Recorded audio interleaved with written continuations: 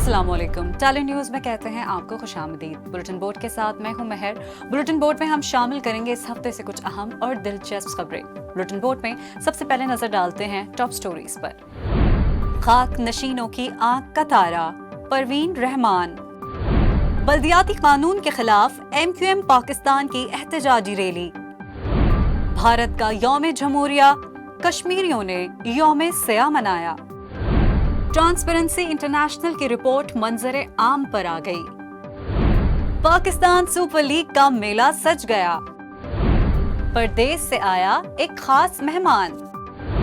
Dubai expo 2022 दुनिया का सबसे बड़ा कुरान मजीद का नुस्खा पेश कर दिया गया है। रूही बानो, मद्दाहों से बिछड़े कई बरस बीते। कोक स्टूडियो सीजन 14 तनाज़े का शिकार। इस हफ्ते मारूफ समाजी कारकुन परवीन रहमान की सालगिरह के मौके पर गूगल ने अपना डोडल उनके नाम किया। गूगल के इस खुसूसी डोडल में परवीन रहमान को सोच विचार करते, खिड़की से बाहर देखते देखा गया। मारूफ समाजी कारकुन परवीन रहमान 1957 में बांग्लादेश के शहर ढाका में पैदा हुई। उन्होंने 1982 में डाउ college of engineering and technology से आर्किटेक्चर की डिग्री हासिल की। बादअज़ा वो नीदरलैंड्स चली गईं, जहां से उन्होंने हाउसिंग स्टडीज इंस्टीट्यूट से 1986 में रिहाइश, इमारत और शहरी मंसूबा बंदी में पोस्ट ग्रेजुएट डिप्लोमा हासिल किया। कुछ अरसे बाद पाकिस्तान वापस आकर उन्होंने अपने सोशल वेलफेयर कैरियर का आगाज किया। कराची में एक गैर सरकारी तंजीम अर्बन रिजर्व सेंटर की बुनियाद रखी और कम आमदनी वाले मकानात के लिए मुख्तस एक और NGO और PP की माइक्रो फाइनेंस ब्रांच बोर्ड का हिस्सा बनी। उनकी सलाहियत और उनके काम के अतराफ में परवीन रहमान को कई मुल्की और गैर मुल्की अवार्ड से भी नवाजा गया। हुकूमत पाकिस्तान की जानिब से उन्हें बादअज़ मर्ग सितारे जुरात से भी नवाजा गया। गरीब और पसमानदा इलाकों की तरक्की के लिए अपनी ज़िंदगी को वक्फ करने वाली परवीन रहमान को 13 मार्च 2013 को औरंगी टाउन में फायरिंग करके उस वक्त कत्ल किया गया जब वो दफ्तर से अपनी रिहाइश का जा रही थी। उनके ड्राइवर ने फौरी तौर पर परवीन रहमान को अब्बासी शहीद अस्पताल मुंतकिल किया था, ताहम वो इस हमले में बच न सकीं।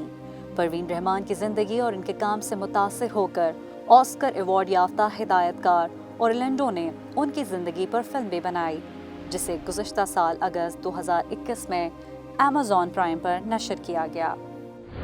इस हफ्ते ट्रांसपेरेंसी इंटरनेशनल रिपोर्ट मंजर आम पर आई तो पाकिस्तानी सियासत में तहलका मच गया। पाकिस्तान की मजीद तनज़्ज़ुली इस रिपोर्ट में सामने आई है। मजीद तफसीलात जानते हैं इस रिपोर्ट में। इस हफ्ते ट्रांसपेरेंसी रिपोर्ट सामने आने के बाद इंकशाफ हुआ कि पाकिस्तान में करप्शन बढ़ गई है। करप्शन की आलमी दर्जा बंदी में पाकिस्तान की सूरत हाल मजीद खराब हो गई। पाकिस्तान करप्शन की आलमी दर्जा बंदी में बेहतरी के बजाय तनज़्ज़ुली की जानिब चला गया। ट्रांसपेरेंसी इंटरनेशनल ने कहा कि हुकूमती दावों के बरक्स करप्शन कम होने के बजाय बढ़ी है। करप्शन का आलमगीर जायजा लेने वाले इदारे ट्रांसपेरेंसी इंटरनेशनल ने करप्शन से मुतालिक CPI इंडेक्स रिपोर्ट 2021 जारी कर दी है, जिसके मुताबिक पाकिस्तान में करप्शन में इजाफा हुआ है। 180 ममालिक की आलमी फहरिस्त में पाकिस्तान की तनज़्ज़ुली 16 दर्जे रिपोर्ट की गई है। पाकिस्तान 28 पॉइंट्स के बाद करप्शन के बारे में आलमी रैंकिंग में 140वें नंबर पर आ गया। गुज़िश्ता साल करप्शन परसेप्शन इंडेक्स में पाकिस्तान का नंबर 124 था। ट्रांसपेरेंसी इंटरनेशनल की दुनिया भर में करप्शन की आलमी दर्जाबंदी रिपोर्ट के मुताबिक पाकिस्तान में करप्शन न होने के स्कोर में 3 पॉइंट्स की कमी हो गई। 2021 में पाकिस्तान 100 में से सिर्फ 28 पॉइंट्स हासिल कर सका, जबकि गुज़िश्ता साल ये स्कोर 31 था। 2018 में मौजूदा हुकूमत ने जब इख्तिदार संभाला तो उस वक्त पाकिस्तान का करप्शन इंडेक्स में 170वां नंबर था। 2019 में पाकिस्तान दर्जाबंदी में 120वें नंबर पर था।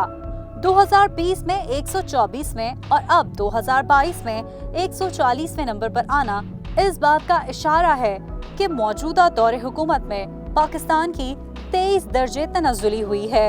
रिपोर्ट के मुताबिक फिनलैंड, न्यूजीलैंड और डेनमार्क करप्शन के खिलाफ 88 स्कोर के साथ पहले नंबर पर रहे। जनूबी सूडान ने फहरिस्त में आखिरी पोजीशन हासिल की।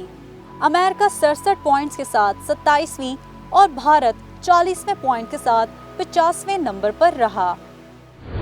اس ہفتے بلدیاتی قانون کے خلاف MQM پاکستان نے احتجاجی ریلی نکالی۔ اس ریلی کے بعد کراچی شہر کا منظر ہی بدل گیا۔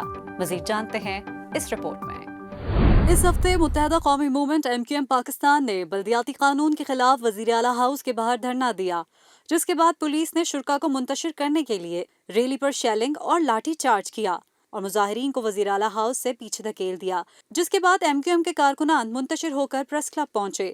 پولیس نے MQM پاکستان کی 2 خواتین سمیت متعدد کارکنوں کو حراست میں لے لیا۔ پولیس کے لاٹھی چارج کے دوران ایک خاتون بھی بے ہوش ہوئی۔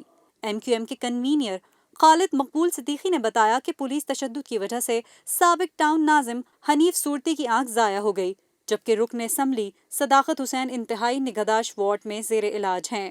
کنوینر MQM پاکستان نے کہا کہ ریلی میں خواتین پر جس طرح ڈنڈے برسائے گئے یہ ہماری غیرت کا سوال ہے۔ پیپلز پارٹی نسل پرست، ملک دشمن، پاکستان توڑنے والی جماعت ہے۔ خالد مقبول صدیقی نے کہا کہ پیپلز پارٹی کے ڈاکو وردی پہن کر اس شہر پر قابض ہیں۔ ہمارے کارکنوں کو گرفتاری کے نام پر لاپتہ کیا گیا، اگر ان کو رہا نہ کیا گیا تو ہر طرح کے فیصلے کرنے میں آزاد ہوں گے، جبکہ خواتین کارکنان کو رہا نہ کیا گیا تو تھانے اپنے بارے میں خود فیصلہ کریں گے۔ وزیر اعظم کو آج فیصلہ کرنا ہے کہ پاکستان توڑنے والوں یا بچانے والوں کے ساتھ ہیں۔ ہم پاکستان کی بقا کی جنگ لڑ رہے ہیں۔ خیال رہے کہ جماعت اسلامی بھی بلدیاتی قانون کے خلاف سراپا احتجاج ہے۔ اس سے قبل جماعت اسلامی کے سربراہ سراج الحق نے کہا تھا کہ اگر پیپلز پارٹی نے 27 فروری تک بلدیاتی قانون کا مسئلہ حل نہ کیا تو بلاول ہاؤس کے باہر پڑاؤ ڈالا جائے گا۔ سراج الحق نے جماعت اسلامی کے دھرنے کے 24ویں روز شرکاء سے خطاب میں کہا تھا کہ پیپلز پارٹی اور مسلم لیگ میں کرپٹ جاگیرداروں کے ٹولے ہیں۔ ان ظالم اور جابروں نے قوم کو غلام بنایا ہوا ہے۔ اس ہفتے بھارت نے یوم جمہوریہ منایا تو وہیں کشمیریوں نے اس دن کو یوم سیاہ کے طور پر منایا۔ اقوام متحدہ کے پلیٹ فارم پر پاکستان کے مستقل مندوب منیر اکرم نے بھارت کو کھلی دہشت گردی کا ذمہ دار قرار دیا ہے۔ مزید جانتے ہیں اس رپورٹ میں۔ اس ہفتے دنیا بھر کے کشمیریوں نے بھارت کے یوم جمہوریہ کو یوم سیاہ کے طور پر منایا۔ مقبوضہ کشمیر میں حریت کانفرنس کی اپیل پر مکمل ہڑتال رہی، کاروبار بند اور سڑکیں ویران رہیں۔ مقبوضہ وادی میں بھارت مخالف مظاہرے کیے گئے اور ریلیاں بھی نکالی گئیں، جبکہ قابض بھارتی فوج نے وادی کے کئی علاقوں کو فوجی چھاؤنی میں تبدیل کر دیا۔ کل جماعتی حریت کانفرنس کے رہنما میر واس عمر فاروق نے اپنے بیان میں کہا ہے کہ 75 سال سے کشمیری حق کی خود ارادیت کی جدوجہد کر رہے ہیں۔ لاکھوں بھارتی فوجیوں کو کشمیریوں کی خواہشات کو چلنے کے لیے تعینات کیا گیا۔ میر وائس عمر فاروق کا مزید کہنا ہے کہ کشمیری نوجوانوں کا قتل عام جاری ہے اور احتجاج کے تمام راستے بند کر دیے گئے ہیں۔ اس ہفتے پاکستان سپر لیگ کا میلہ کراچی نیشنل اسٹیڈیم میں سج گیا۔ ہر جگہ صرف کرکٹ کا جوش ہی دکھائی دیا۔ ملک بھر میں جگہ جگہ ایک ہی نعرہ، پاکستان سپر لیگ ہمارا۔ انتظار کی گھڑیاں ختم، چوکوں چھکوں کے طوفان نے ساحلی شہر کا رخ کر لیا، جبکہ PSL کے 7ویں ایڈیشن کا اس ہفتے باقاعدہ طور پر آغاز ہو گیا۔ 7ویں PSL کو اوپن کر رہا ہوں اور مجھے امید ہے کہ ہر ٹیم آخری گیند تک لڑے گی اور پبلک کو انٹرٹین کرے گی۔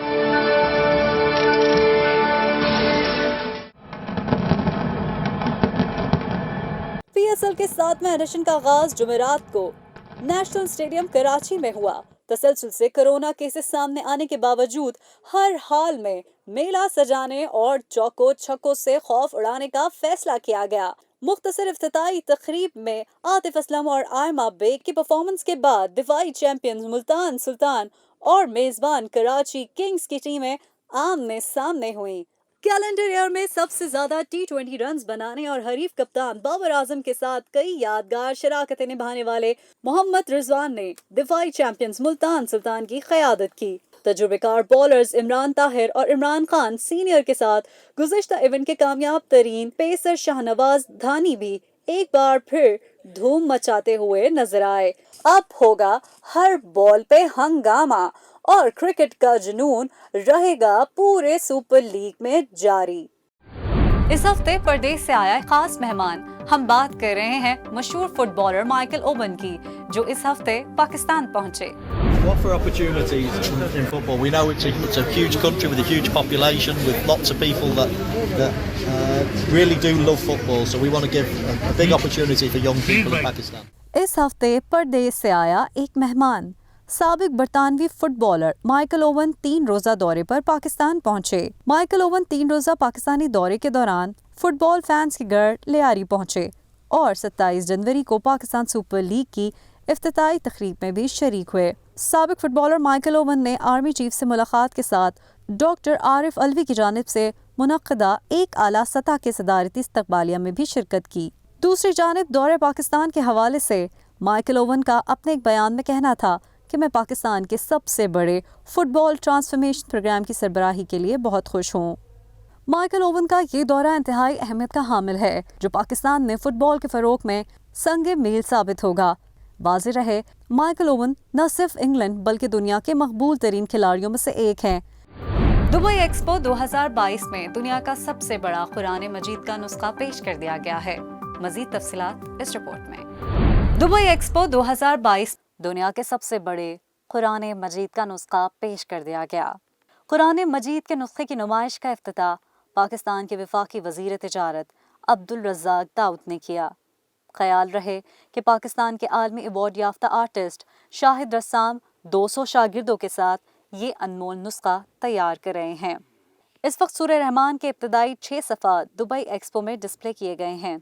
چند سال میں پورا قرآن پاک سونے اور تانبے سے مکمل ہونے کا امکان ہے۔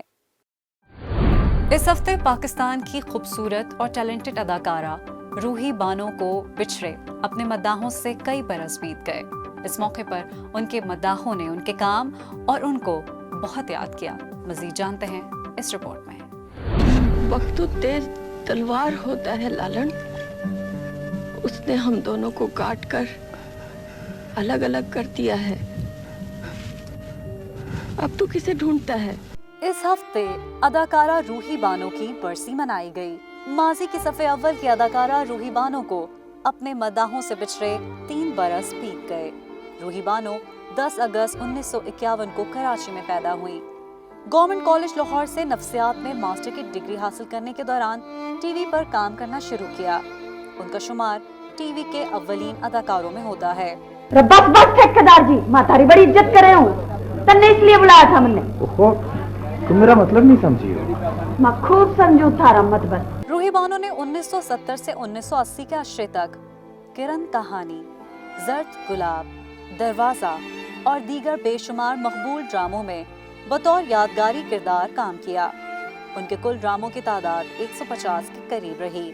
نامور اداکارہ نے ڈراموں کے ساتھ ساتھ فلموں میں بھی فن کے جوہر دکھائے۔ فنی خدمات کے اطراف میں روحی بانو کو حکومت پاکستان کی جانب سے صدارتی تمغہ برائے حسن کارکردگی سے نوازا گیا۔ انہیں پی ٹی وی کی طرف سے نگار ایوارڈ کے علاوہ گریجویٹ ایوارڈ اور لائف ٹائم اچیومنٹ ایوارڈ بھی ملا۔ اپنے انداز اور کرداروں سے دلوں پر راج کرنے والی روحی بانو نے زندگی کے آخری ایام بہت تلخ انداز میں گزارے۔ قبضہ مافیا نے ان کی جائیداد پر قبضہ کیا تو بے گھر بھی رہیں اور 25 جنوری 2019 کو انتقال کر گئیں۔ کوک اسٹوڈیو سیزن 14 کی جانب سے ریلیز ہونے والا صوفی کلام تو جھوم تنازع کا شکار ہو گیا۔ مزید جانتے ہیں اس رپورٹ میں۔ اس ہفتے میوزیکل شو کوک اسٹوڈیو کے سیزن 14 کے دوران موسیقی چوری کرنے کا تنازع شدت اختیار کر گیا، جہاں اب نرملا مغائی نے کمپوزر زلفی کو 10 کروڑ کا قانونی نوٹس بھیج دیا۔ نرملا مکانی کی قانونی ٹیم کی جانب سے کوک اسٹوڈیو سیزن 14 کے ایک گیت تو جھوم سے متعلق کاپی رائٹس کی خلاف ورزی پر بھجوایا گیا ہے۔ اس نوٹس میں زلفی کو مخاطب کر کے کہا گیا ہے کہ نرملا نے جون 2021 میں اس امید کے ساتھ کہ انہیں ایک بڑا ٹریک ملے گا زلفی کو اپنی کمپوزیشن بھیجی تھی، جس کا زلفی نے کوئی جواب نہیں دیا۔ اس میں کہا گیا ہے کہ ان کا جواب دینے کے بجائے یہی کمپوزیشن اچانک کوک اسٹوڈیو کے ایک سیزن میں سامنے آئی۔ زلفی سے مطالبہ کیا گیا ہے کہ اس گانے کو استعمال کرنا فوری طور پر بند کریں، کیونکہ آپ کے پاس اس کو اپلوڈ کرنے یا یوٹیوب پر شائع کرنے کا حق نہیں ہے جب تک آپ نرملا سے اس کی باضابطہ طور پر اجازت نہ لیں۔ اس میں کہا گیا ہے کہ آپ کو ہدایت کی جاتی ہے کہ آپ اس کی اجازت حاصل کریں یا پھر اس کا لائسنس لیں، جبکہ تب تک اسے ہر social media, website, YouTube اور کوک اسٹوڈیو 14 سے ڈیلیٹ کریں، کیونکہ یہ نرملا کے حقوق کی خلاف ورزی ہے۔ مذکورہ نوٹس کے جواب میں جراف پاکستان نے کہا ہے، ہمیں قانونی نوٹس ملا ہے اور ہماری قانونی ٹیم کا جواب دے گی۔ بلٹن بورڈ میں فی الحال اتنا ہی۔ अगले हफ्ते कुछ और अहम और दिलचस्प खबरों के साथ आपके सामने फिर हाजिर होंगे।